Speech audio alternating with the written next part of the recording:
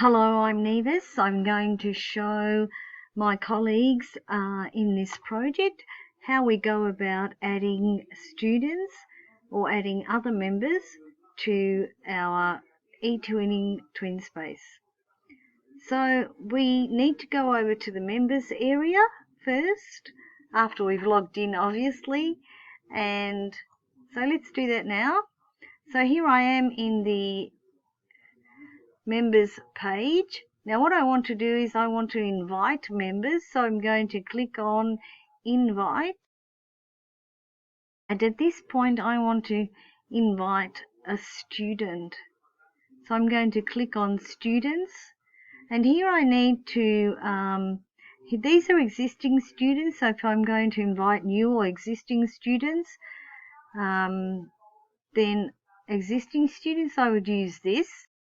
So these are students that are already existing in the system in another TwinSpace, but here I'm going to invite someone new. There is a yellow warning sign here, so it says we need to get approval from a parent or guardian. At our school we have a waiver from all parents to be able to use their children in this project. So I'm just going to add an anomaly now, just a normal name. I'm going to just add, and I'm going to click on verify. And so what happens here, as soon as I've clicked on verify, it'll come up saying, okay, I've added one student. The name is name student. Here you would have A Smith, whatever the name is, Ann Smith, and then this is the name that they log in with, which will be name.student. It'll be their name.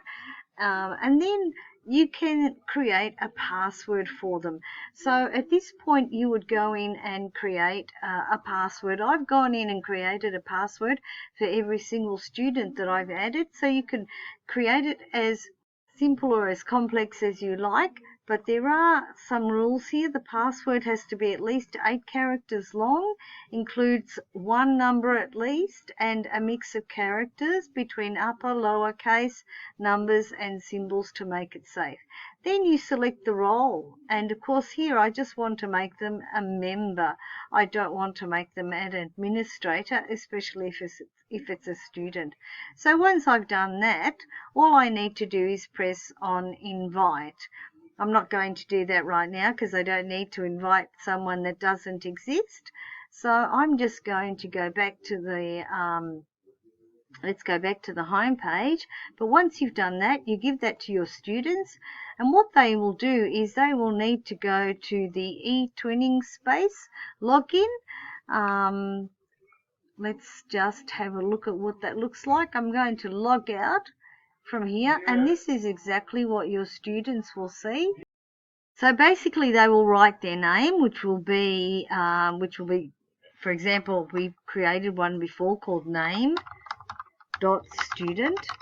and then they will put in the password that you've given them, whatever that password is, and they'll press login.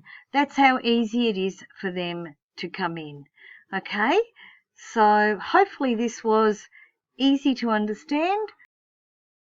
Thank you for listening.